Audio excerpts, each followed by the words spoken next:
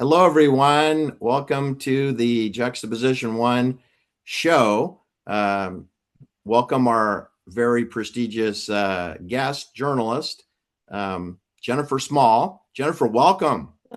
Hello. Good afternoon.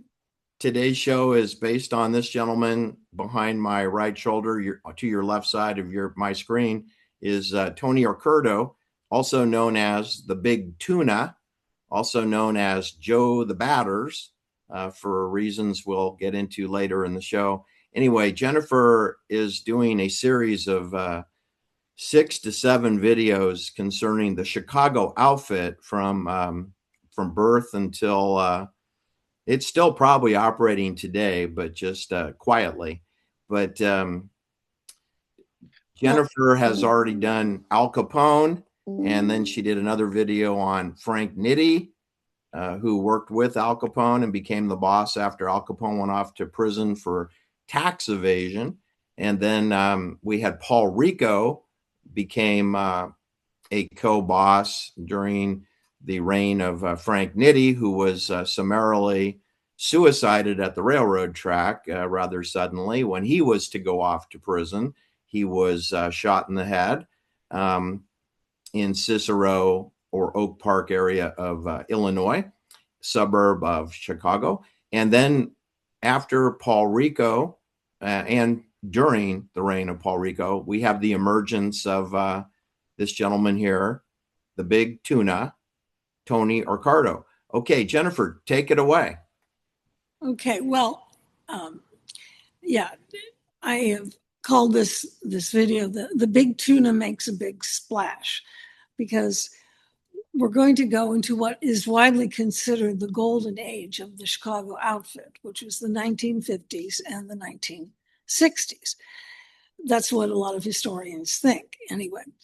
And that would not be possible if it hadn't been such a great economy. So I want to just set the stage right off the bat. Sure. And remind people that as the story continues, we are now out of the Great Depression. And we're coming through World War II. And the main thrust of the story, although I will go into Tony's background, his childhood, his teenage years, but he comes to power really right after the end of World War II, 47. The baby boom generation starts in 46. We've got full employment, manufacturing, war's over. There's almost no unemployment.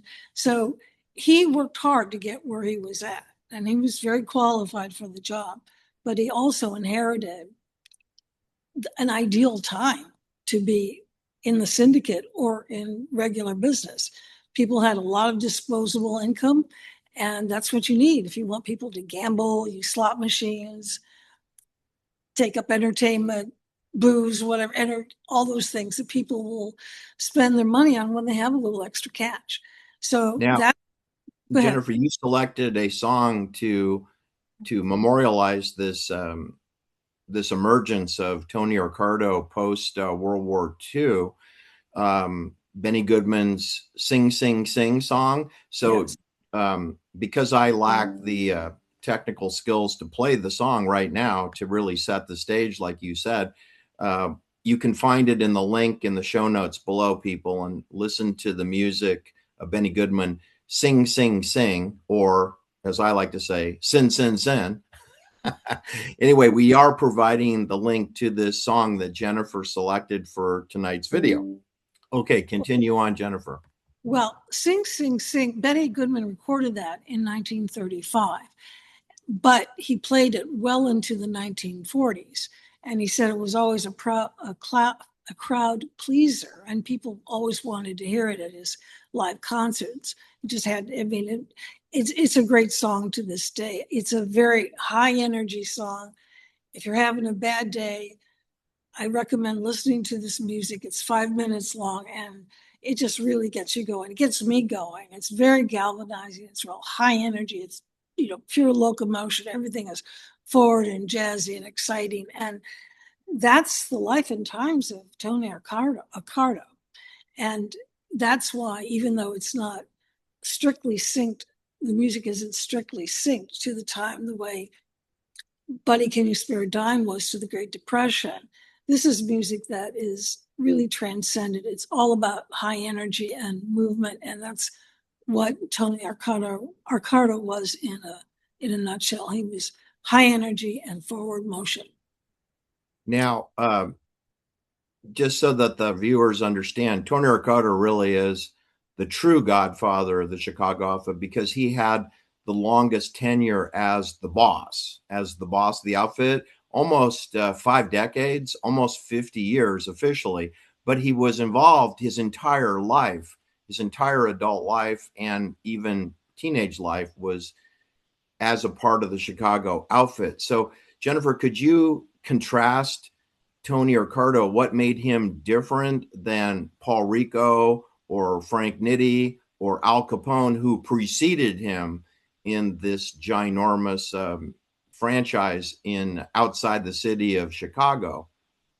Well, first of all, I can't even put him in the same category as these other men because his influence was so great before he was actually the boss, and so great, and perhaps even greater, after he was the boss. If you think of the boss as being like the governor or the mayor, well, that's a term. And for many of these guys, that's all they had, like Al Capone, that's what he had. And then you think, okay, his term's over, that's the end of him. With Tony, his influence was before, during, and after, and he probably until the day he died. Because I'm sure that people were seeking him out for counsel and ideas well into his old age. He lived to 86. Very good. So Can you explain maybe his formative or early years? I know he was born in Chicago, but only after his parents had moved and immigrated to Chicago. He was born within a year of his parents' arrival in Chicago. Could you explain maybe how that was a formative time in his life and led to him involving himself in the Chicago outfit? Yes, his parents were named Maria and Francesco, or Mary and Frank, and they had come from a village in Sicily that sounds beautiful. It's on the Mediterranean where they grow olive trees and nice warm climate, and then they come to freezing Chicago. The father came first. He got things organized, and then he sent for his wife and the first son named Martin. And then Tony was born not long after the wife and first boy arrived. There would be 6 children in that family, and Tony was the second of 6 children. They lived in a cramped apartment of, let's see, it had 6 rooms, and there were 10 people living in these 6 rooms. There was no hot water. It was called a cold water flat. There was no what they call no running hot water. I'm not sure what kind of stove or fireplace they had to heat water, but I thought about that for days. After I read about that, I just kept thinking, man, that would be hard not to have hot water. That's really tough. That is very tough. He was born in 1906, and I'd have to go back and look at plumbing arrangements in 1906 to know what he had to live with. But that's tough. And also, I kept thinking too about the pressure that his parents were under. His father was a shoemaker, and his mother was a homemaker. And as I said, they're used to a warm Mediterranean climate.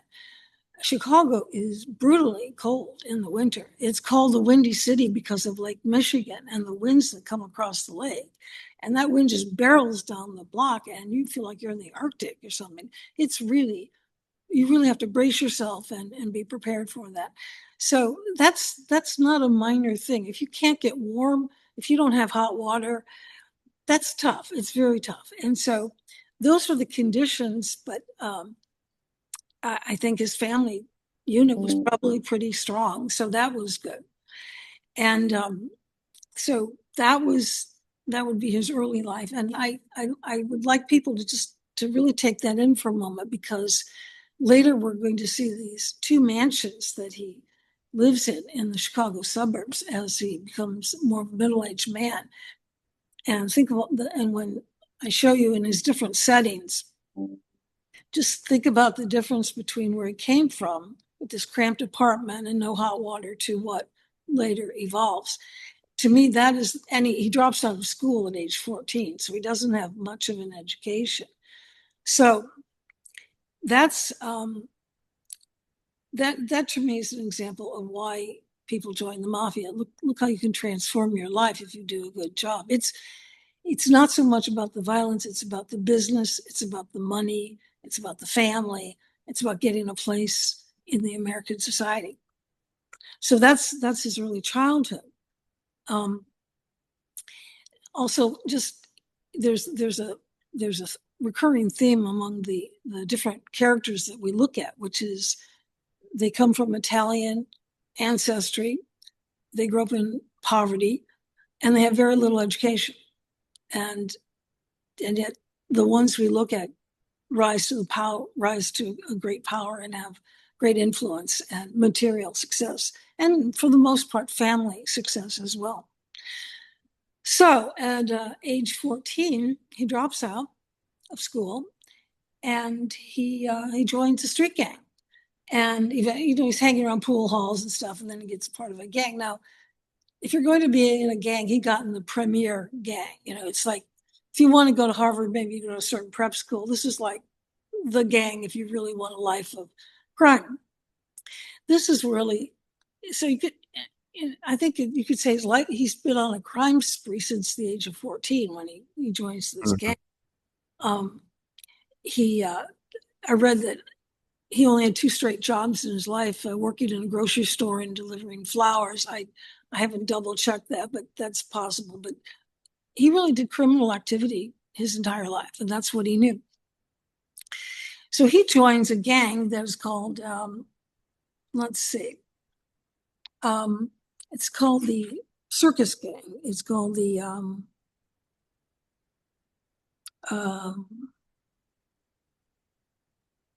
the Circus Cafe Gang. Now that's named after a cafe called the Circus Cafe, which was on the north side of Chicago. Capone and his troops lived and worked and prospered on the south side. This is important. However, the Circus Cafe was the only organization on the north side that actually worked with Capone. And I think the guy who ran it was an associate of Capone. I mean, and then actually, no, Capone was still, when Tony was 14, Capone was there. So this gang of teenage thugs really are looked at as a kind of farm team by the Chicago outfit. They're watching. They're saying who's got game. Who can we recruit here? They do everything from pickpocketing and burglary and home invasion and auto theft and probably some hits. They're handling weapons. Tony drove a truck that delivered bootleg liquor. So he's getting his chops there and probably forming some friendships and relationships. And yeah, just to remind people, the Prohibition years were like 1920 to 1933. It was 13 years. Mm-hmm. Unity amongst Masons, number of years. So the entire time that Tony was a teenager, he was under prohibition. So that was providing him some paid delivery money to have a truck or to drive a truck. Mm-hmm. And is when we had this, roaring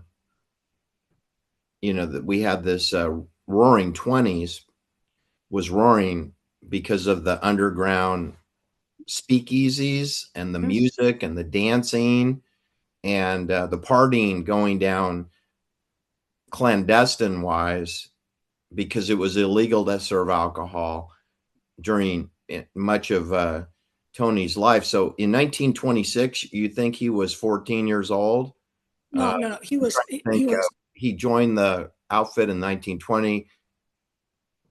He was only 20 years old when he joined the Chicago outfit. He was 20. It was 1926, and he was 20 years old when he joined the Chicago outfit. Right. He was in the gang for 6 years, from age 14 to 20. 14 to 20. Okay. Yes, and then he's basically in 1923 he became a driver for one of Capone's hitmen. Tony actually did a lot of driving when I think about it, because he was Capone's chauffeur too. So that's a good job skill, to be a good driver if you want to be in the mob.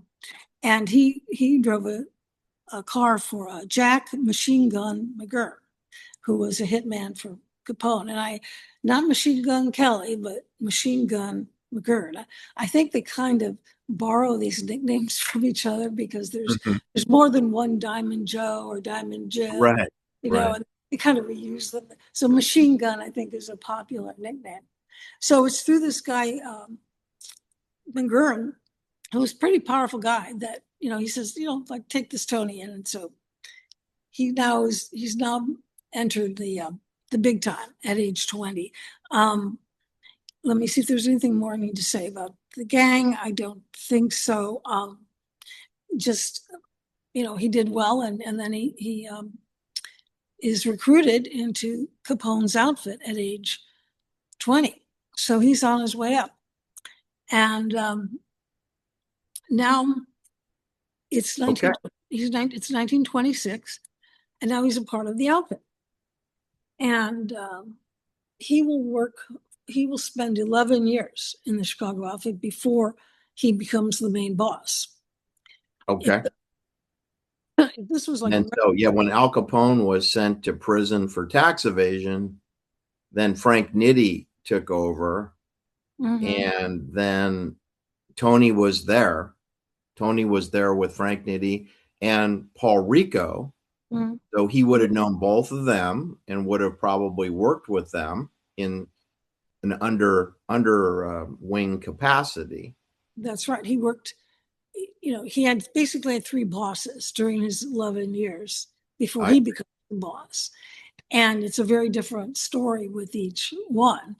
But he would have done very well in a regular, legitimate corporation where you have to work your way up, office by office, floor by floor. I mean, he went about his career very methodically, I think. He just did the job and went to the next level, did his job, went to the next level, and that kind of a stair-stepping all the way. For Capone, he was a driver and a bodyguard and an enforcer, and he would, when you think about it, he was driving Capone around Chicago during what they called the beer wars, when the North versus the South, and there was a lot of shoot 'em up, bang, bang, and people were getting ambushed, not necessarily getting killed, meaning their car got bullet sprayed or they got a little bullet wound or something, but if they didn't die, you don't hear about them as much. But yeah, there was a lot of gang work going on. So Capone learned how to drive the streets during that time. And but he also learned from Capone what not to do, and that is also something that becomes a hallmark of his whole personality and his whole style, because Capone got into a lot of trouble by drawing a lot of attention to himself, by being very flamboyant, by spending all his money, by going out for the nightlife, the high life all the time. And you'll see as time goes on that Tony learns not to do that. He just sort of goes out of his way to be understated and unimpressive physically. There you go. He got the fedora hat, which I think they started come out in the 1940s with the fedora. Yes. Tony was a good dresser, but maybe not as flamboyant as Al Capone was. Yeah. Well, there's difference. It wasn't just that he was, I don't know, Capone had the cigar, and he always had the prostitutes and the ladies as well as his wife. And he was always going out and ripping up $100 bills and giving half to somebody. And he went through a fortune of his own money and died of syphilis at a young age. So Tony's going to represent, along with Paul Rico, the new guard as they come in. So that's what he does for Capone.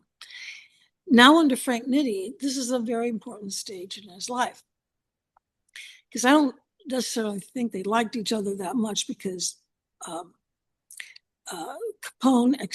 Tony and Paul Rico would become best friends for decades.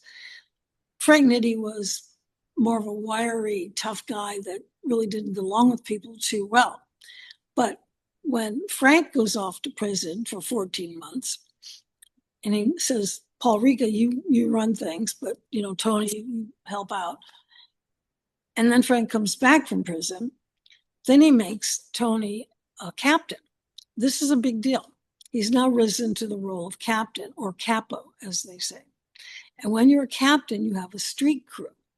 And that street crew collects street taxes or protection money. And anybody who wants to do business in any area controlled by the mob pays up. And then the captain gets a pay cut from that. Might be 5%, might be more. I mean, you pay either a flat fee or you pay a percentage of your profits as part of your street tax, your protection money. Some of it goes to the street captain, and some of that kicks up to the boss, to the guy who's the main boss. But this gives him a lot more authority and management. I'd say it's almost like being a superintendent on a construction site. You have to make sure everything is done right. You got to make sure all the bills are collected. You have some authority to hire and fire, I guess. And he's really now coming to his own at this point. And it's during these years he does get married when he's 28, and he marries a woman who this is 1934, he gets married, and his wife had been what they call a showgirl. When a woman is 24, I don't like to call her a girl, but that's what they called her. No, yeah, a chorus girl. I think she was a chorus girl. And she was blonde and witty and beautiful and big smile, and they were well suited for each other and lived happily ever after. I will talk about his family life a little bit later. So things are going well for Tony at this point. And but then now we have the early demise of Frank Nitti, who dies of gunshot to the head in 1943, in March of 1943.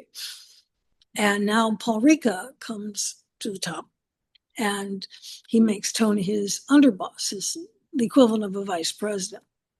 And these two are so well suited for each other. They're like a mobster team made in heaven, or not like two peas in a pod exactly, but they are so synchronistically aligned with each other. Paul is a little bit more of a strategist, and Tony is more of a muscle man. But they had a mutual admiration society. Paul thought of Tony as being an incredibly intelligent man, and Tony referred to Paul as the best friend he ever had over a lifetime. So these two are going to work very, very well together. So much so that when Paul Ricca now has to go to prison, he's sentenced for 10 years in December of 1943. And this is for the Hollywood extortion thing that I talked about in the previous video. Yes. And so one of the things he says to Tony is, okay, you got to do everything you can to get us out of here. Our first parole comes up in 3 years. We want to get out in 3 years. Now, the conventional wisdom was he couldn't. That's going to be impossible. But Tony, I'll make it happen. So Paul goes first to prison in Atlanta. Then he's transferred to Leavenworth, Kansas. And Leavenworth seems to be a kind of agreeable place for the Chicago outfit when they go to prison.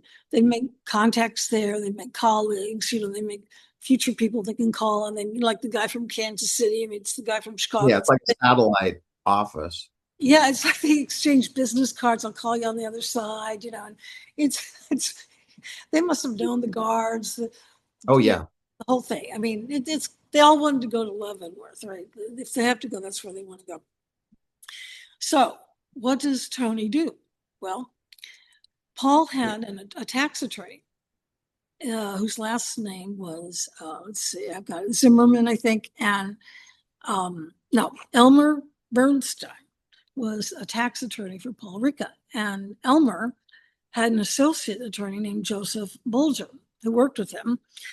And so when Elmer would go to maybe I should say Mr. Bernstein would go to the prison to meet with his client, Paul Rica, he brought along his associate, but his associate was Tony Accardo, who signed in as Joseph Mulger. And so everybody saw him coming and going. And this way, the two men could meet in prison with Tony impersonating an attorney. And I can only imagine what they might have discussed after. How are you doing? How's the family? It was, how are you going to get us out of here? What's happening in Chicago? Did you do this? I told you. So they could have their whole business meetings because Tony posed as his attorney. And lo and behold, guess what? He gets out in 3 years. He gets parole 3 years and maybe 7 months. He gets out in August of 84. Yeah. No. Excuse me, wait, I'm getting ahead of myself a little bit. He gets out in 87. I want to talk about something before that, but 1947. Yeah, so I'm back with Tony's in the prison talking to Paul. Okay, I want to go back, and then they're figuring out how he's going to get out. He does get out after 3+ years in 47. Okay, however, 1947. Got it. Right. But before he gets out, Tony is still running things in Chicago. And one of the things, and he's running the operations, even though he's not fully the boss. Right. And so one of the things he does that I think is very important and worth noting is he attends the Havana conference in December of 1946. Okay, so it's December 46. Who attended the Havana, Cuba conference? Who was invited to that? Well, 20 to 24 of the most prominent mobsters in the country, including Meyer Lansky and the New York family. Yeah, Lucky Luciano and Luciana and others. And Tony headed a 3-man delegation from Chicago. He was the head, and he had 2 men with him. And this was a meeting that was held actually over the Christmas holiday in 1946.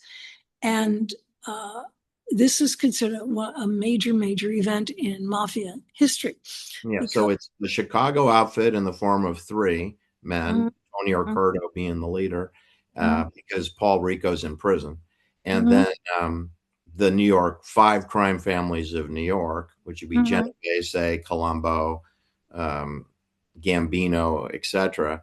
And then a group, Santos Tropicante, or Miami, Tampa, South Florida, and others, perhaps New Orleans and Carlos Marcello, and 24 people from, probably someone from Los Angeles also, and attending. What hotel did they have their meetings in? There's the Hotel Nacional in Havana. It's still functioning, still operational. You can see their website. It's absolutely beautiful. And they have plaques put up to all the famous people who stayed there, including Fred Astaire and Frank Sinatra and Eva Gardner. And they've got a room where Al Capone stayed. They've got a little sign that this is where Al Capone slept here, that type of thing. And Ava Gardner stayed there? Yeah, with Frank Sinatra. Okay, yeah. Ava Gardner. Okay, go ahead. And they were, so the meeting is called to see how they're going to divvy up the casino money in Cuba. And this is 1946. And what comes out of this meeting is going to set the course for Cuba for the next 50 years in terms of who is going to control the different casinos, the gambling, and anything that they can make money off of. I'm going to guess prostitution, loan sharking, the usual was mixed in with that. But the main money was going to be through gambling and casinos and nightclubs and that sort of thing. And this was a case where it was better to cooperate than fight each other. So Tony's now 40 years old, and he's attending this beautiful conference. I mean, the palm trees and the ocean breezes, and at night they got chauffeured around to the different nightclubs to see the shows, that gourmet food. They have a list of what they ate. It's grilled swordfish and tortoise stew and uh, other thing, crawfish, and anyway, it was all seafood, gourmet food that they ate, and I'm sure many adult beverages as well.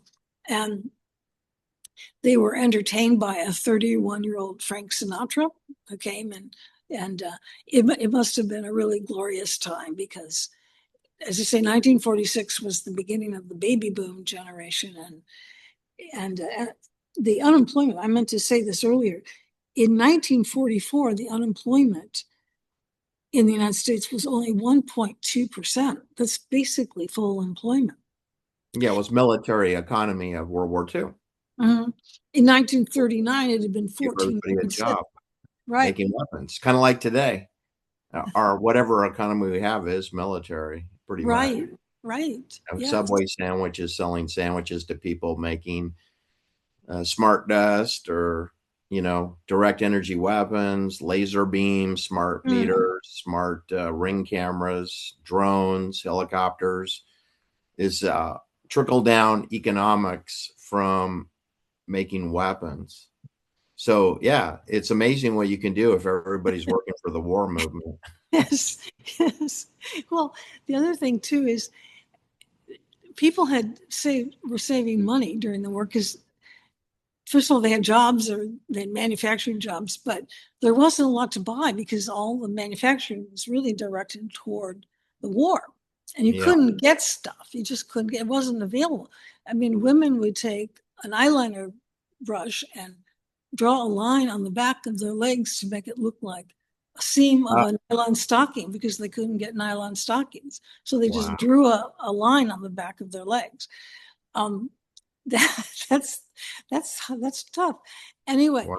so now when you don't have to manufacture for the war, then you could start making cars at home and refrigerators and houses, and so all of that is really taking fruition and taking off at the time of this Havana conference. And you need people who got some money who can travel and gamble and let the good times roll. But that's why So Tony, then yeah, Tony then went off to Leavenworth to visit with Paul Rico the next year in 1947, and I'm well, sure even Paul was chomping at the bit to get out because things were starting to change in America with the post-war baby booming era, and Tony the Big Tuna did liberate Paul Rico, from prison. But Tony was the acting boss, and Paul Rico was the official boss, who had now just come out of 3 years of detention. well, I should add though that Tony was charged. We got a federal charge against him Hmm. for violating federal laws pertaining to who is allowed to visit in prison and who's not. Oh But wow, I'm sure yeah, that made him real nervous. Okay, but but how many hours a jury did found Tony him. spend in jail? Yeah, a jury found him not guilty, Oh, okay. Well, there even you even go. though there were plenty of guards who could have testified that he was the one who So came in. there's no real conviction there. So No, innocent man. All no. right. So when Paul Rika gets out in August of 47, and of course there were editorials, I believe, and people were just like, how did this happen? How did they get out? But he got out. But he was told that he can't associate with other gangsters as a Oh, condition of parole. I That's see. that's going to work, right? So, but he does go into a background consigliere role. But now Okay, Paul, I see. This is how we sort of move Paul Rico into the shadows. So because he officially can't associate with every person in his life because he doesn't really know any non-gangsters. right, So and it's a joke. It's a it's a joke. joke. Okay. And I would say, now that I think about it, this is really the beginning of what you might call the boss being just as much a front man as he is a boss. Okay. Because these two are going to work in partnership Right. day by day. And they have a restaurant that they go to in the suburbs, in one of these, a little village suburb, at a very unassuming restaurant that's a steakhouse. And they have a special corner table where they go, and they go almost every day, and they decide things. They probably meet with people, they make decisions. So it's a real team, but you only see Tony here. He's going to be the boss now from 1947 to 1957. Um, and oh, I was going to talk about his nicknames too, because maybe before, yeah, this might be a good time. Mm-hmm. Because he was known as both Joe Batters and the Big Tuna, and informally in his later years, sort of the boss of bosses or the ultimate godfather.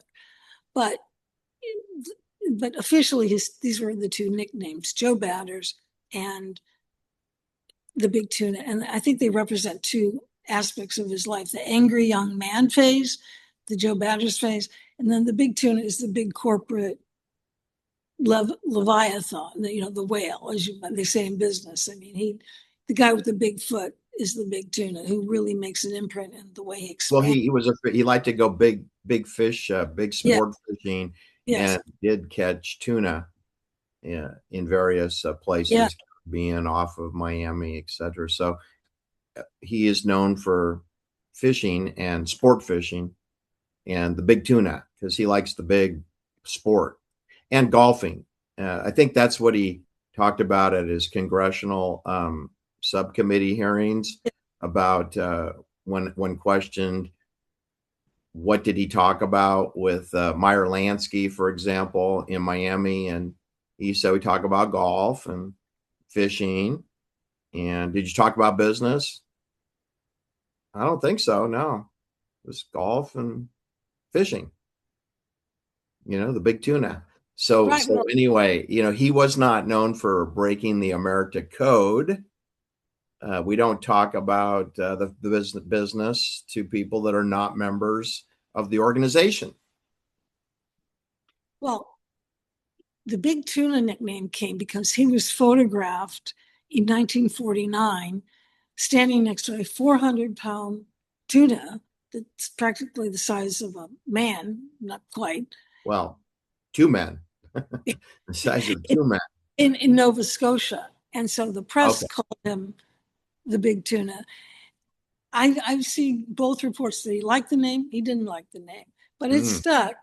And when he does appear before the Senate subcommittee, he's walking with a cane, and the top of the cane has a big fish on it with an open. Uh-huh.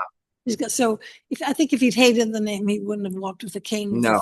he liked it. Sure, of course. And I would like to clarify something about the first nickname, Joe Batters, because the legend is that he took a baseball bat and bludgeoned two or even three traders at a restaurant who were going to turn on Al Capone. And so he just beat them to death with a bat. Well, it's true that Al Capone gave him the nickname of Joe Batters and said, this guy's a real Joe Batters because of the way he could use a bat. And he was in charge of collecting debts for Al Capone. So he probably used the bat. I mean, among other things, he would go to saloons and bash them apart if they didn't I sell see. alcohol. He was quite friendly with the bat.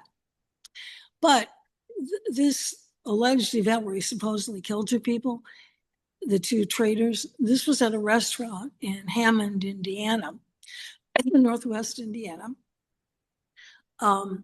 And I have seen the medical examiner's report on a couple of different channels that have done research, and it shows that the two men died of bullet sprays, Okay. Okay. and not now. We know anything can be faked. A medical examiner thing can be faked, but Yeah.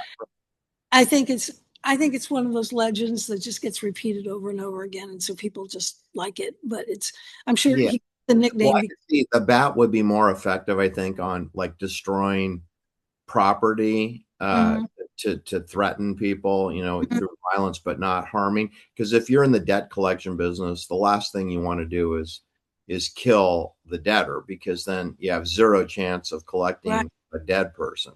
Now, you might break a finger or two fingers for effect, but not really beyond that. But if it's a trader, yeah, you're going to garrote, shoot, pummel with baseball bats, Tony Spilatro style. I don't know. That's Mm-hmm. kind of how Tony Spilatro and his younger brother were done away with, I believe, was being bludgeoned by bats or pipes, Yeah. tire irons. I don't know. But Well, generally, it's messy and you prefer to use other methods. well, I on a personal note, my maternal grandfather was a Pontiac salesman in Hammond, Indiana, the same I town. of this- okay. And late in my mother's life, I learned that he sold cars to members of the mafia. And I didn't ask any more questions. I didn't really Mhm. want to. Now I wish I had asked questions. He probably paid protection money to keep his dealership going. So I do have that connection to Hammond, Indiana. And I guess I like to think that the medical examiner is correct because my grandfather did business there, but who knows? Who knows? Right. But Okay. but Northwest Indiana was a good staging ground for the Chicago outfits, just right across the border. And Sure. And I think that's where Tony Spilatro and his that's brother right. were buried in a Mhm, cornfield in mhm, that general area because mhm. it's got to be pretty close to Cicero, or not that far. I don't know, 90-minute drive maybe. It's not that far away, but it's over the state line in Correct. Indiana. Isn't that interesting? Do you want to talk about Tony upgrading his home and moving into the nicer Um, parts of Chicago suburbs? Let me see where. Well, first of all, that's a little bit later. I want to talk about that. Okay. All right. Right now, I'm trying to sort of stick with the chronology, and that's the best way I can remember things. Yeah. Because now it's 1947, and Tony is now going to have 10 years to be the top man, the top Okay. boss. Yeah. So what changes did he make in the business model? Well, it's really about what he expanded on. I mean, what bootlegging was to Al Capone, or labor racketeering was to Frank Nitti, gambling is to Tony Accardo. He loves gambling, and he expands on every type of gambling you can think of. That's the way to go. I mean, he expands in the type of gambling, and he expands territorially with the mafia or with the outfit. So he's got, but he's up in the game on everything. It's in a way he got everything cleaner and a little bit more legitimate and a little bit more corporate and away from a lot of the extortion and dirty gang business. For example, he he went from prostitution and brothels to call girl services, which would upgrade the business and probably make for safer conditions. He installed slot machines and vending machines throughout Chicago and Midwestern states and beyond. And apparently, it was just a cash cow. You made a ton of money from this, and this would be slot machines for, I guess, gambling, or also just vending machines for coffee and candy and jukeboxes even. Um, they continued with the usual labor rackets, the skimming of, oh, and then he required all Las Vegas casinos to carry slot machines that they owned, operated by the mob, and that brought in a fortune. I don't know how the numbers on that, but and he through the again, I'm when I talk about what he did and how he expanded, some of it probably started before he became the boss, and some of it will go on after he's the boss. But he will be calling the shots in the future bosses that I discuss in the next two videos.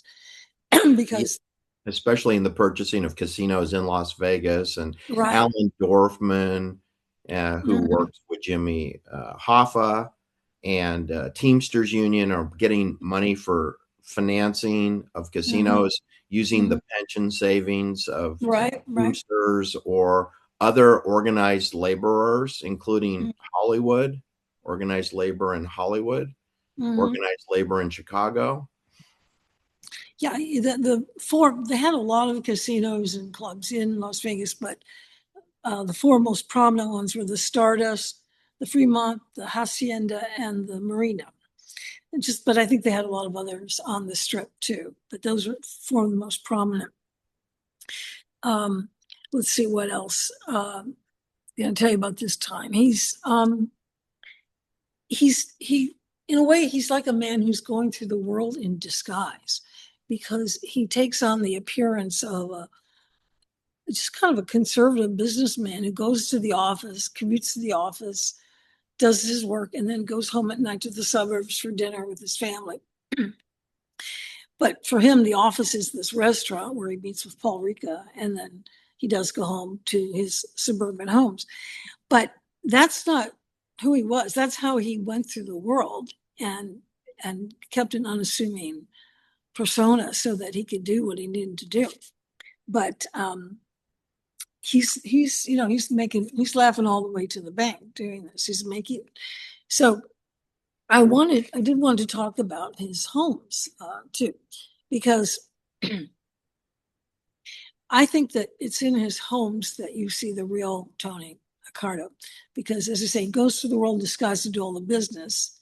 He also, as years will go on, he's also big on settling disputes, kind of bringing people together for underground meetings to settle things nonviolently. And he expanded. I mentioned this before, but they were very big in Wisconsin. There are a couple states that hadn't yet outlawed, that had yet to legalize alcohol. Oklahoma and Kansas City, I believe. So they were still selling bootlegs. So then bootleg liquor. Okay. Texas, Arizona, basically anything west of the Mississippi, Chicago wanted. They had some operations in Florida, certainly Nevada. And so I don't know how they did it exactly, but they wrestled control from the five families of New York and Las Vegas, so that the Chicago outfit controlled mm-hmm. Vegas. And you see that in the movie Casino. Well, they probably had to sit down and, probably, paid a franchising fee. I'm sure mm-hmm. they kicked back some money to New York, which said, look, we have more military officers here, people in our crew, locally mm-hmm. that we know, and we're better positioned to do this area. So mm-hmm. we're going to take it and the lion's share, but we'll pay you a referral fee.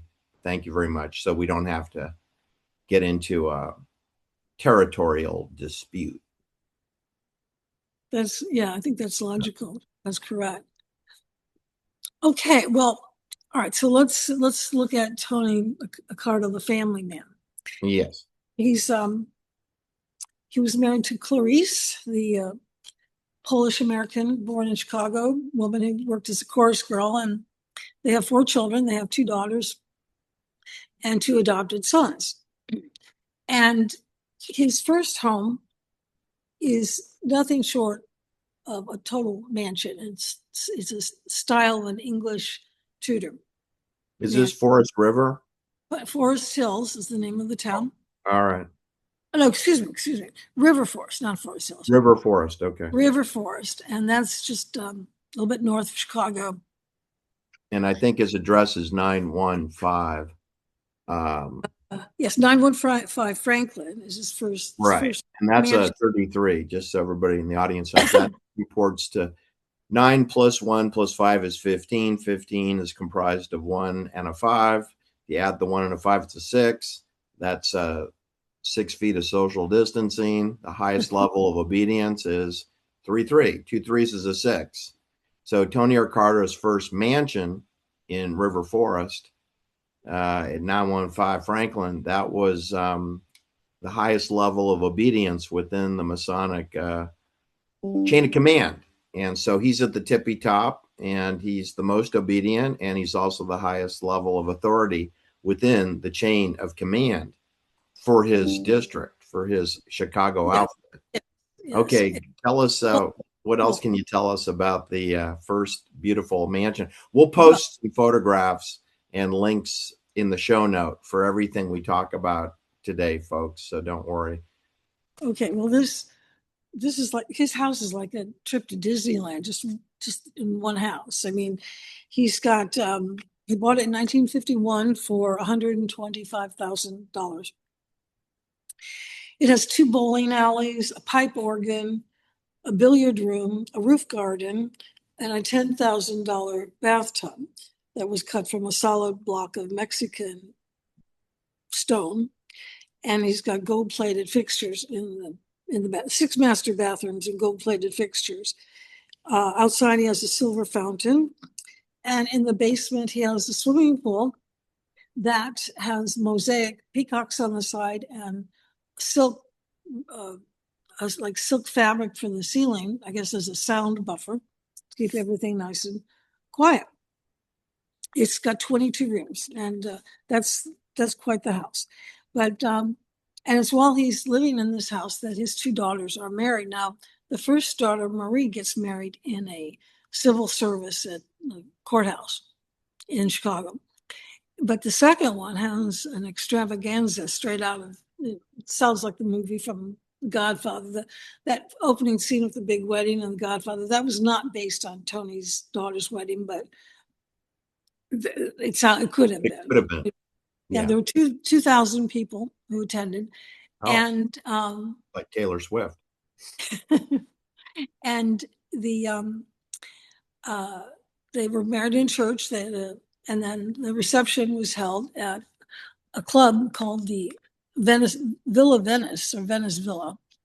And that little summer club, which was also in the suburbs, was actually a little club that where high school prom dates like to go. And it was like a family place. But Sam Giancana was the silent owner of this club. He used the alias Mr. Flood. That was the name. So I'm sure he had a front man running the place.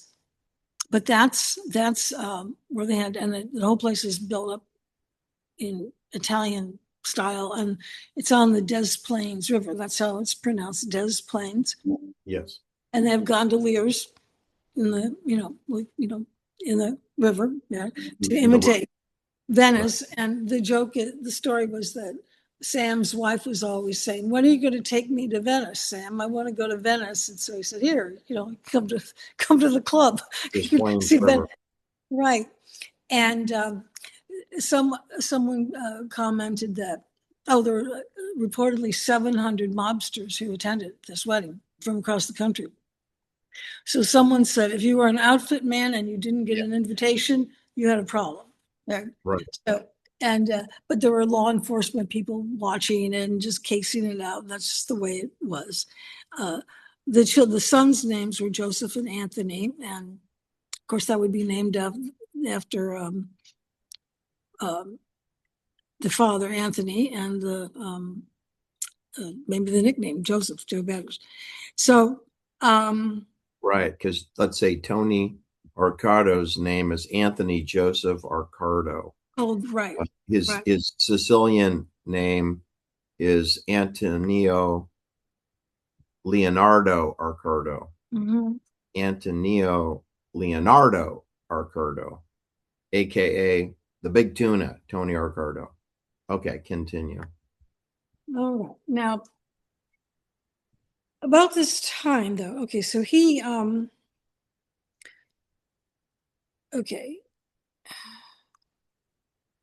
so he sells this house in 1963, and remember he leaves the outfit as the boss. He steps down as the side boss in 1957. Okay. And supposedly one of the reasons was that the IRS was getting kind of suspicious about all this money. And again, about the housing, I just, keep in mind where he came from with this cold water flat to the mansion in River Forest.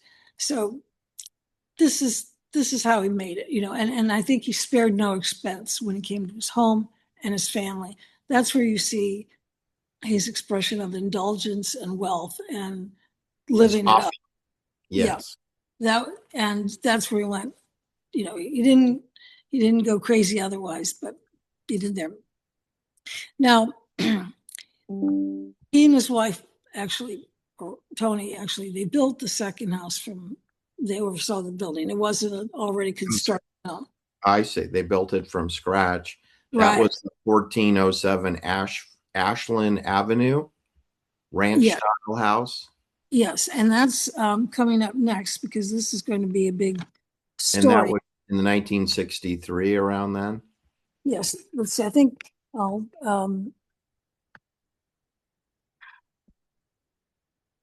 just a minute. I mean, he might have started, took a couple years to build the Yeah. I think Ashland they, yeah. Avenue home. So it was probably 1961, 62 they started. And by the time he finished, then he could say goodbye to the Franklin Avenue English Tudor style mansion at 915. Just want to point out that the second home, the custom home that he built, is 1407 Ashland Avenue. That's a 3333. See, 1 plus 4 plus 0 plus 7 is 12. 12 is a 6, 6. 6, 6 is a 33, 33. So we have a repetition of the highest level of the obedience within the obelisk, the chain of command. Now Tony's been anointed with a double 33. That's really important. I didn't pick that Yeah. up at all. That's very Yeah. important. It's Yeah. just interesting. It's like Walt Disney lived in a 33 house in East Hollywood, below the Griffith Observatory, below the Hollywood sign. Walt Disney lived at 4053 Woking Way.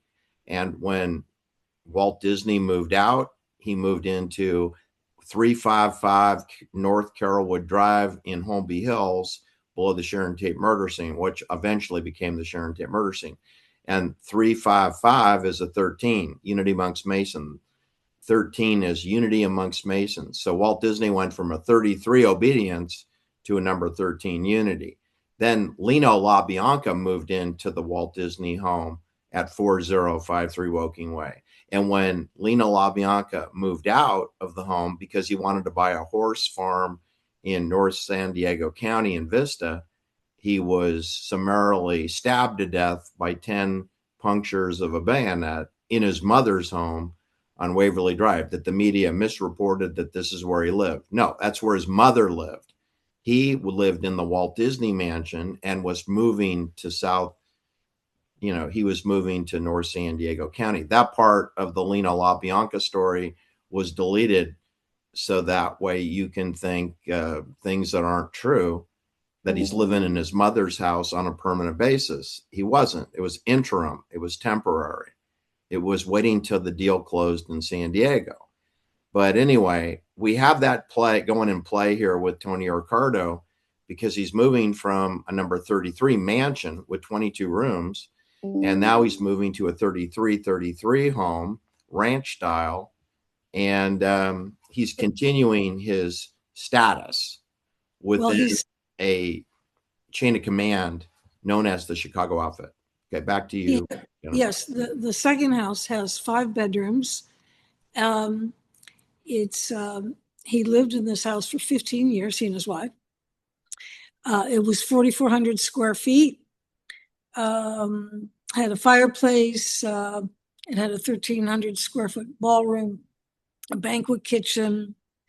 And so it was in a basement that they did a lot of things in. And so it's a nice size house. And You're saying the living area was like 4,400 square feet. That's well, somewhat modest for gangsters, but the home had all these attachments and extensions for well, parties. It sounds like he could have entertainment at this house. yeah. I mean, I If you think have a ballroom, if you have a ballroom, you're a party house. yes. When okay, they moved into the house in 1964, and Okay. construction began in 1963. They moved in 64. Okay. And so this is where he continues to oversee things. And so at this point in the story, all seems well. But And he's moving into the shadows a little bit, kind of like Paul Rico. He's well, moving away from being the official boss, but he's still very involved in the operation. yes, he installs. He's uh, responsible for installing Sam Giancana as his successor. And Yes. Sam had worked for him. They knew each other, and I want to not talk too much about Sam because he's the next. That's our next video. Right. But what I now understand is Sam wasn't in charge. Tony, the big tuna, was in charge, and Paul, the two of them together. And the thing is, the other mobsters around the country knew this. You know, they knew who was really the boss, who on the shots. But for the general public or people who follow this at all, they think Sam Giancana is the boss. Right, right, and so that comes to you don't normally kill the boss. Right, and so he's not really the boss. So everything is at this point in his life and times, everything's sort of going on quite well.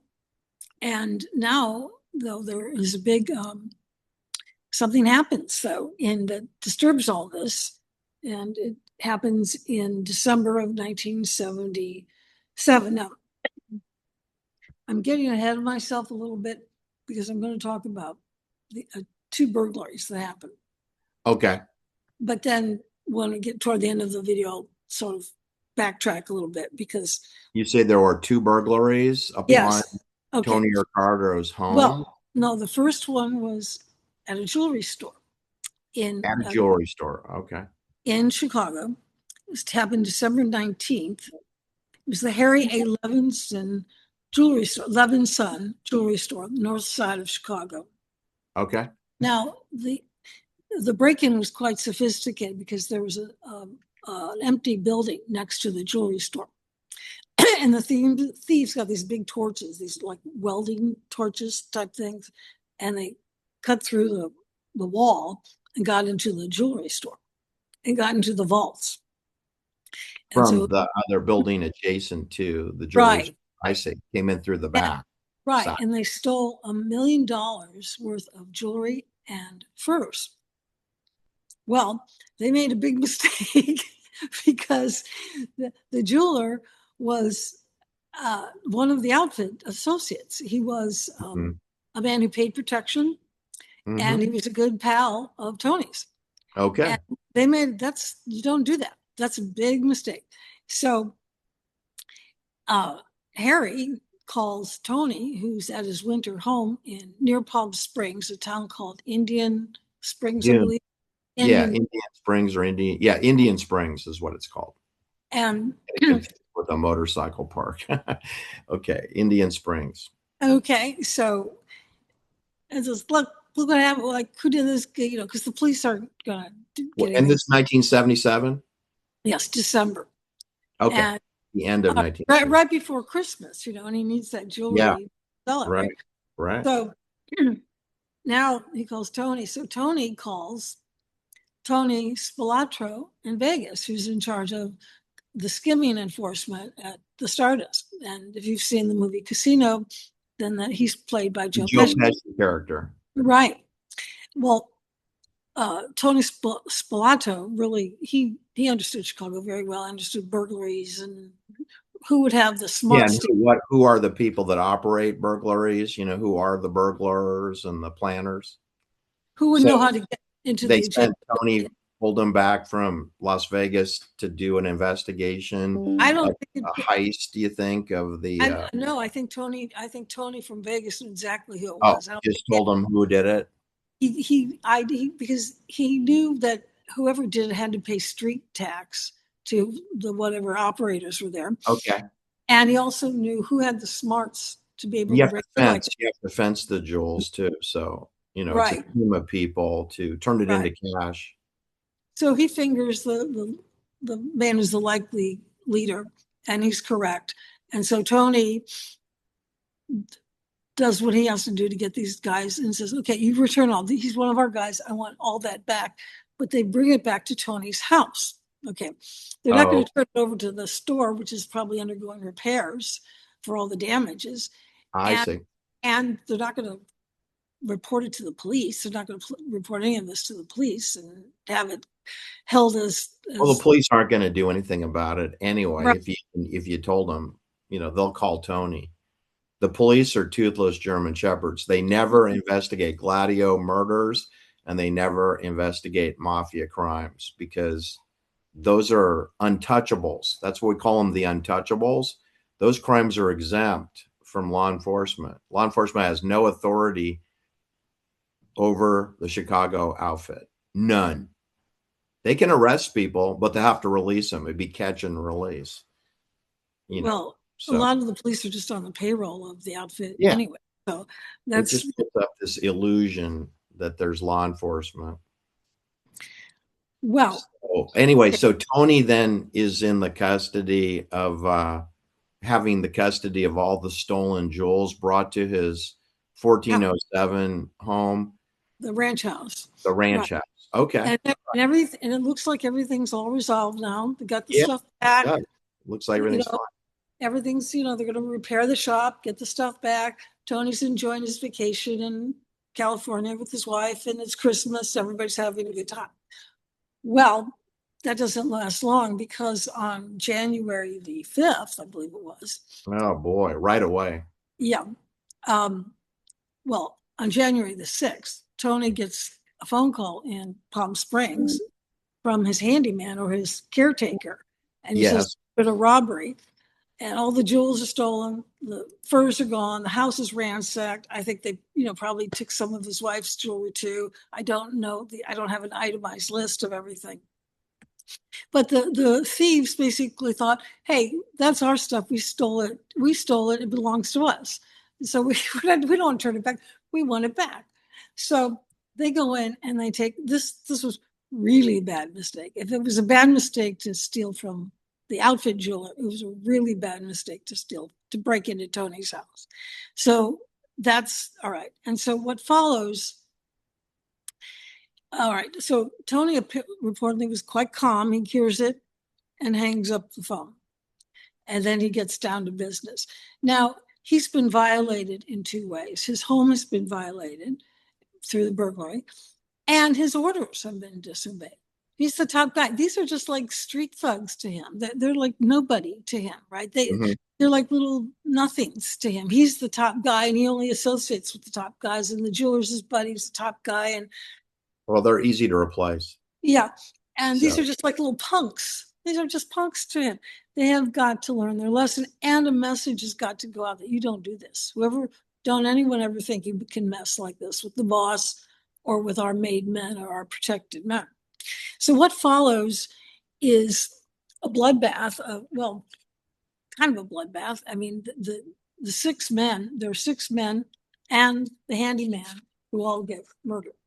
Let's see, it's 6. Yeah, 6. The 6 men who believed to be the thieves. Handyman. Who's the handyman? The handyman is the guy who called him and said. Oh, so he thinks that the handyman was in on it, let him in the house, maybe? I don't know. That could be. Because the handyman probably has the keys to Tony's house. That's correct. Well, the handyman gets killed after testifying before a grand jury.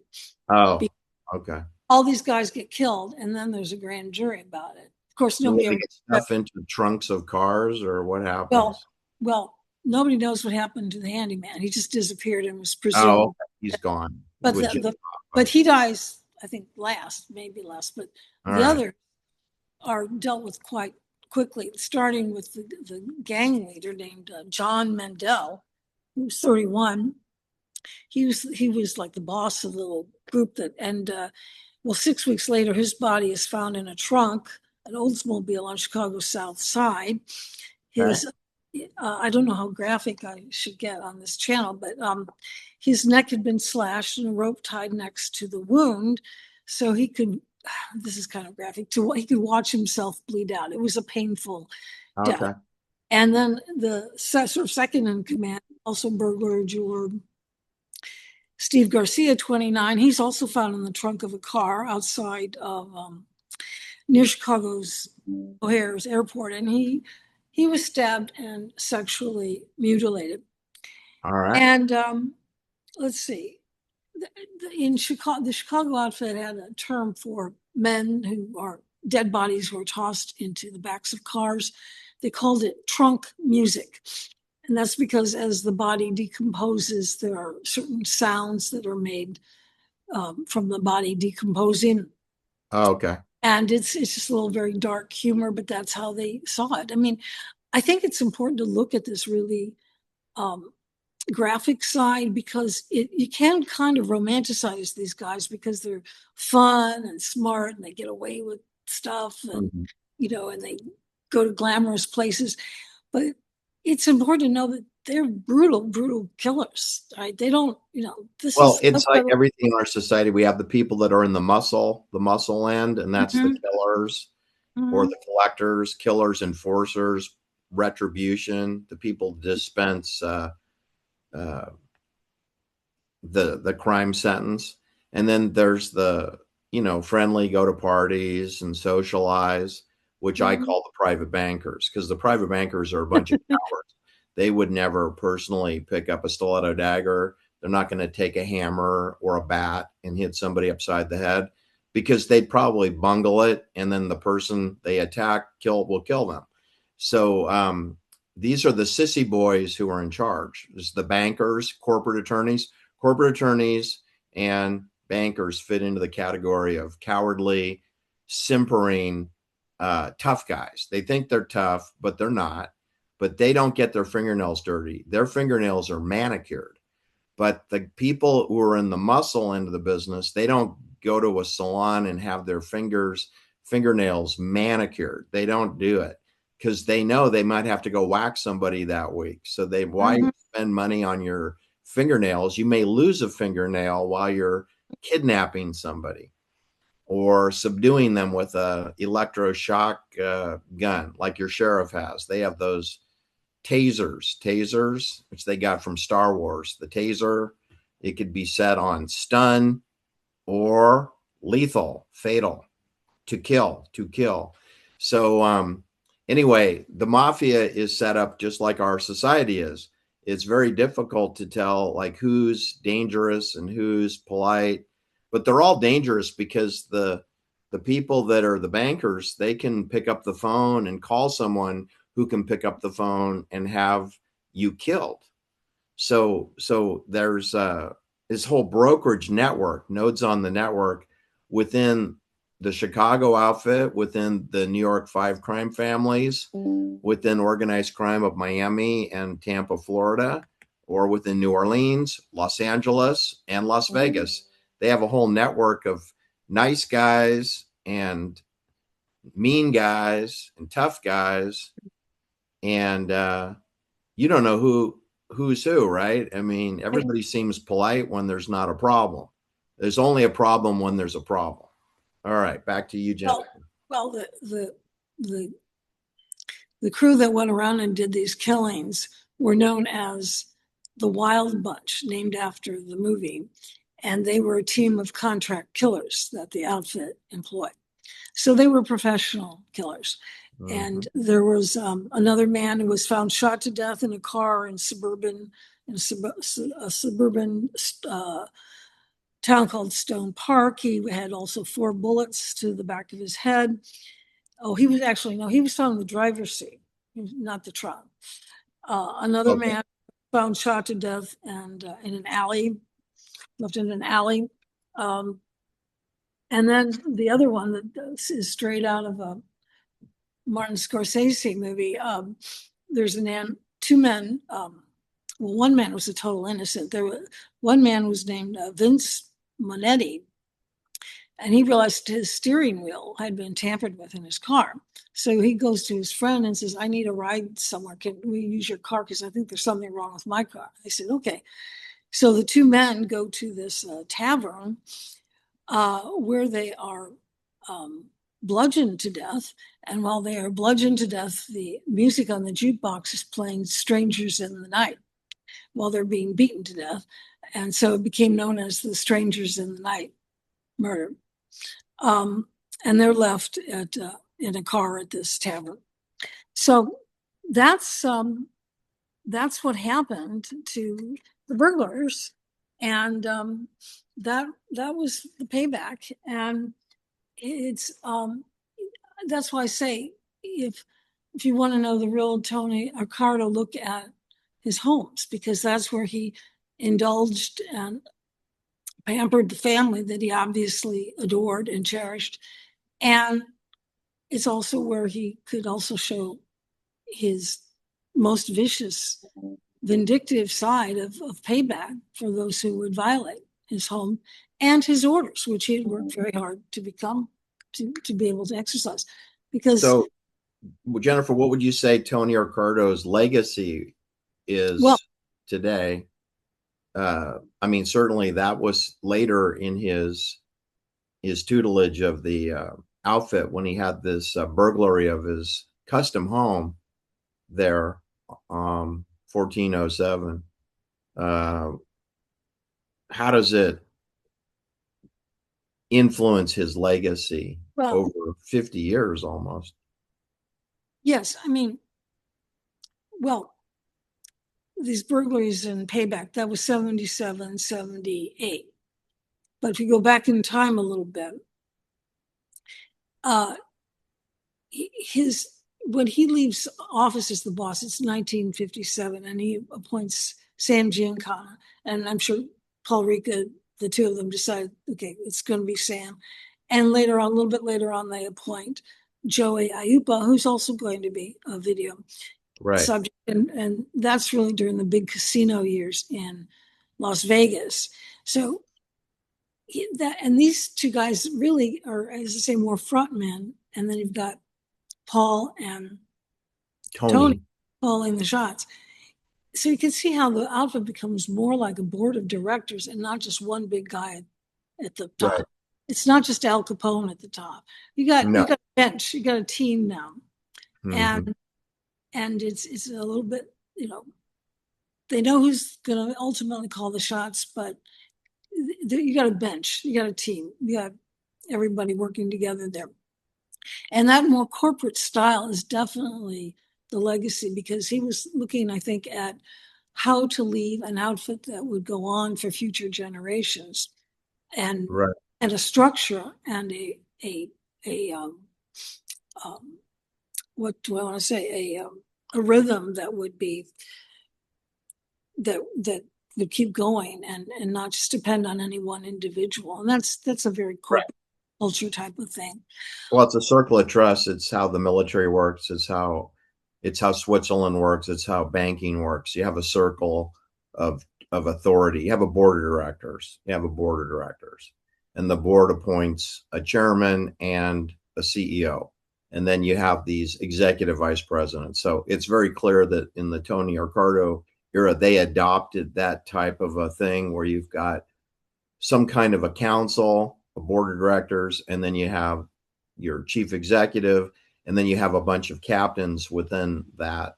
And then it pyramids downward to small capos in charge of a neighborhood or a zip code, where they collect money on all the different businesses that function within. And this is very much like a franchising model, like McDonald's, like Starbucks. It's like Round Table Pizza franchises. Those are all corporate franchise models. And we have that going on with Chicago Outfit because they extend out to Las Vegas. They extend out to Los Angeles, to Hollywood. They partner in Dallas, Texas. Jack Ruby, whose real name is Jacob Rubenstein, he came from the Chicago Outfit. He came from Al Capone. He came from Cicero, Illinois. Jack Ruby, who's working in clubs in Dallas with his sister, his older sister, Eva Grant. But their name is Rubenstein, and they're from Chicago, or they're from the Chicago suburb of Cicero, and but they're in Dallas.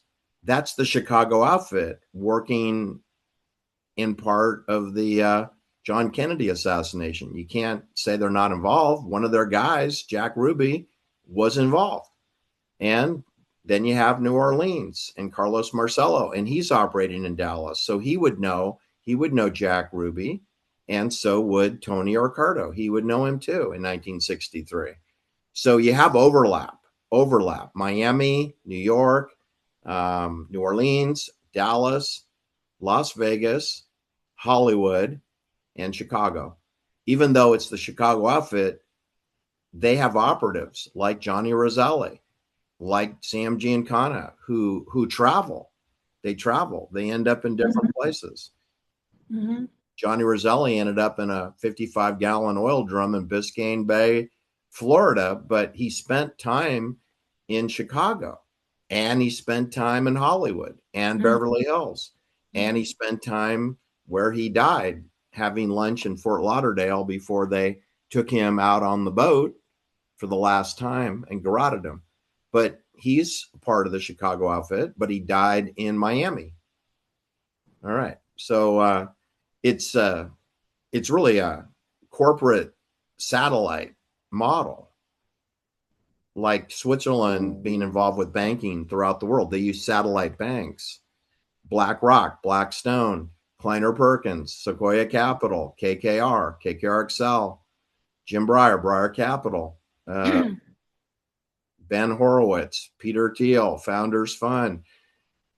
There's no limit to shadow bankers: the Bank of Vatican, the Vatican City, Bain Capital, Mitt Romney, the Mormon Church, the Catholic Church. They're all involved with Swiss Bank Authority. And so too is the five crime families of New York, who reported to Michele Sedona, who's a Sicilian from Messina. And Tony Accardo is from Sicily. There's no getting away from the Sicilian connections. Right. Lucky Luciano, not so lucky, killed in Naples. All right, back to you, Jennifer, regarding the legacy of Tony, and then how would you then transition to Tony's final years of his life and the circumstances around how he died? Well, I need to say something about the fact that the tagline about Tony is he never spent a single night in prison. Well, he actually he was rounded up for questioning once, but it was Lincoln's birthday, and he did spend the night in jail because of that, because it was a holiday and the judge could not get him out. I see. So it was sort of a fake overnight, though, because it was a holiday, but supposedly that was just. And he also he also went on trial for tax fraud for 3 years, not income tax evasion, but fraud, because he always claimed to be a beer salesman making $65,000 a year. Okay. And the IRS didn't believe that. And they went to see, like, he deducted the cost of a little red sports car that he drove. And he said that was a business expense. And they said that was fraud. And there were some things. They couldn't find any tavern that said he'd ever come to try to sell them some beer. So they were trying to do an Al Capone on him. And he did get a conviction, and he was facing up to 6 years in jail. Wow. However, the conviction was overturned on appeal, because they said there had been so much pretrial publicity that the trial was tainted. And it was remanded for a redo, but it never did. So he walked free. So he stayed clear of the law, and he stayed clear of the prison too. And that's also one of his legacies, is his longevity. And he was in a business where if you make it to 60, that's really good. So he made it well past then. Yeah, also, to 86 years old, he was untouchable. Yeah. Now, Paul Ricca died in 1972, and Tony was 66 then, and he has another 20 years to live. So at that point, he's now recognized as what they called informally the boss of bosses. And he's it. There's no one who's the most years of service. And he's going to continue to call shots, because, in the 80s is when they were doing all the Vegas casino stuff. He also did a lot of his own investments in his own personal portfolio, and invested in all kinds of real estate and built commercial buildings, and I think auto dealerships and all kinds of stuff too. And trying to find out how much he was worth is really impossible. For example, there are zero public records on what he sold his second house for. Now, this was after the robbery, the ranch house I'm talking about. And he sold it to somebody, but there's no record of it anywhere. No, well, there never is, especially if you never owned the house in the first place. I mean, most people like Larry Ellison, Bill Gates, they don't own a damn thing, but they get to be assigned to certain properties. and there's never going to be any record. The properties are typically owned by limited liability companies or trusts or foundations. So does the Bill and Melinda Gates Foundation own something? Yeah, probably. Does Bill? Probably not. So, they're just, everything's can be reassigned to someone else. Mm-hmm. It's just housing. And the house comes with a gardener and a maintenance person and housekeepers, linen, service, housekeeping, just like a hospital. And then you just switch out the employees.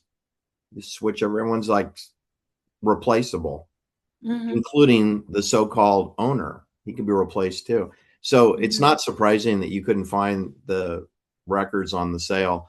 My experience is most of the transactions are invisible. They use straw companies.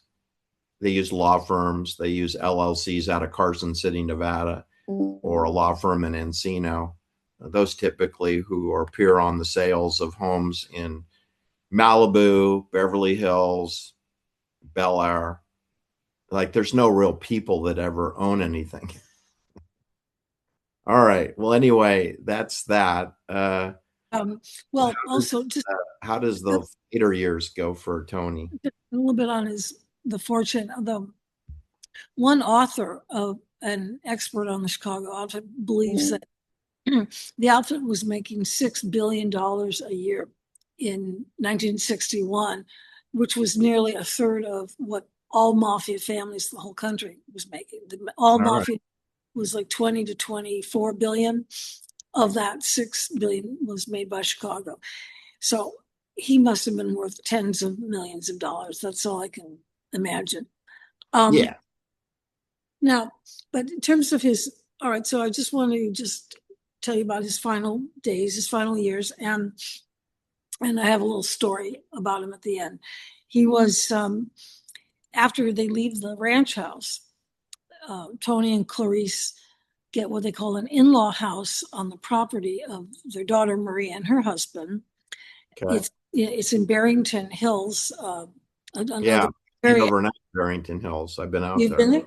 Oh, yeah, okay. There. Because I had a clients who lived out there. Horse country is what they call it. Yes. But it was rolling hills. Very horsey, very hilly, and beautiful houses. Yeah, it was nice. And so, but they divide their time between Illinois and California, and he continues to oversee things and help mediate disputes and so forth. Then his death comes fairly quickly. He doesn't have a long chronic disease. Well, I didn't really talk about his testimony before the Senate subcommittee. You mentioned that earlier, but he testified multiple times when he was younger and when he was older. I don't have the record of how many times he came. He always said the same things, not much. Yeah, well, he either pled the fifth or he just lied and everybody went along with him. Yeah, like did you know Al Capone? And he would say, "Yes, sir." Did you work for him? No, sir. Right. What do you know about? It was always yes, sir, no, sir. Real meek about. That's what I mean. He'd go through the world in disguise, like yes, sir. I'm very obedient. And he was frail, and he was about 78 then, and he was having a lot of health and heart problems and taking medicine that he was having a challenge with then. So, but he kept living until 86, and then he got sick after returning to Illinois from a California trip after returning from their winter home. And he was hospitalized on May 3rd, 1992 at St. Mary of Nazareth Hospital Center in Chicago, and he died there on May 22nd, I believe, not 20, I can't read my own writing, I think it's 22nd. And he died with his family by his side. And so if this was a funeral, I would tell the following story. Funerals, people have nice stories to say about the deceased. Well, I've got a nice story to say about Tony. This was something that I read someone posted on a social media, Facebook or something like that. I can't verify it, but it sounds true. I believe it has the sound of truth. this guy said he had a really good friend who, at age 19, sang opera at Tony's daughter's wedding. Linda was her name.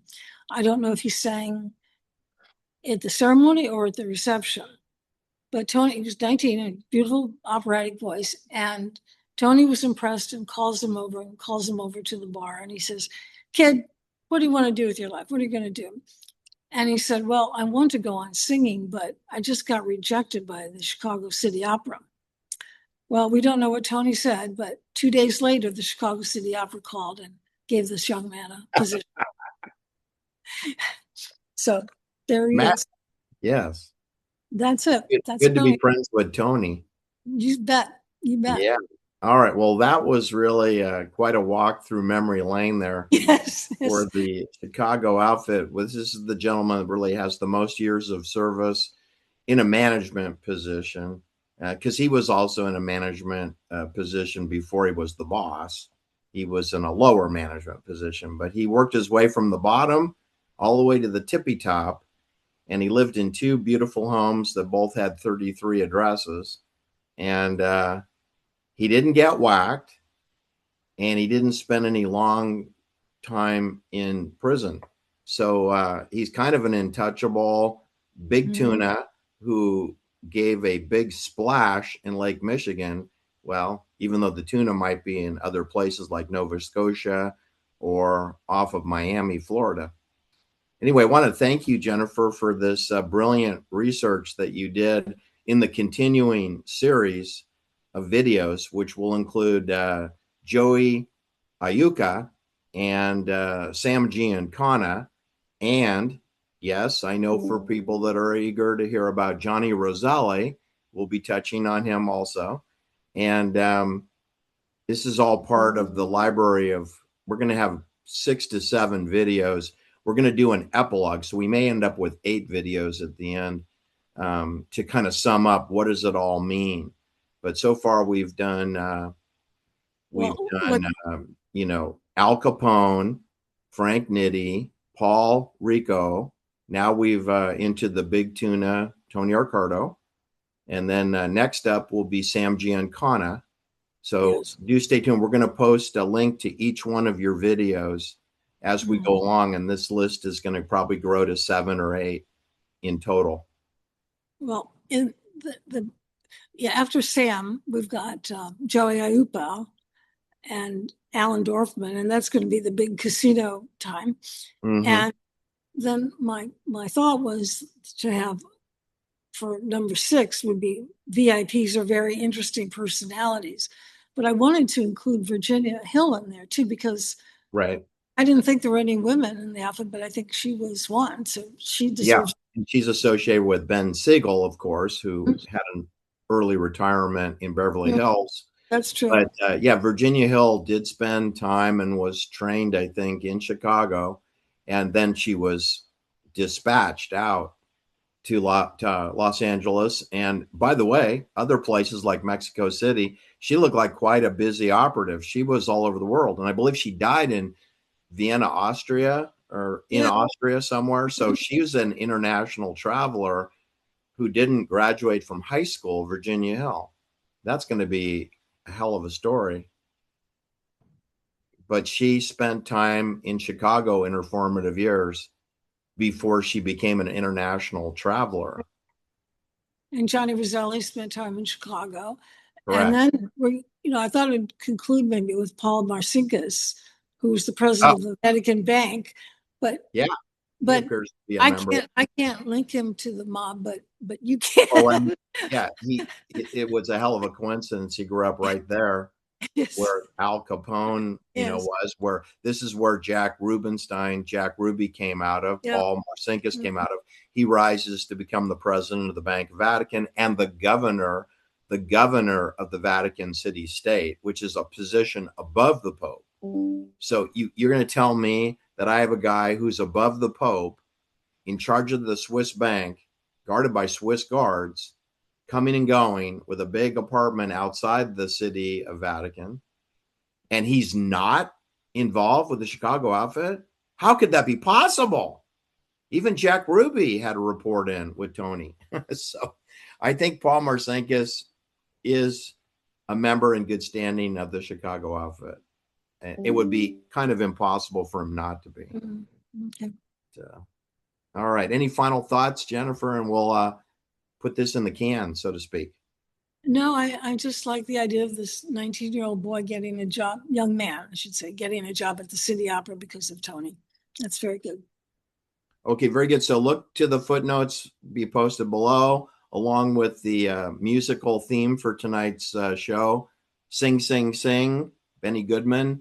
And we'll see you in the lobby for some Beluga Caviar and Dom Perignon Champagne. Thanks, everybody. Excellent. Do like and share the video. That's how we grow the channel. And thanks for coming. Bye, everybody. Thank you, Bye. Jennifer. Thank you, Juxtaposition.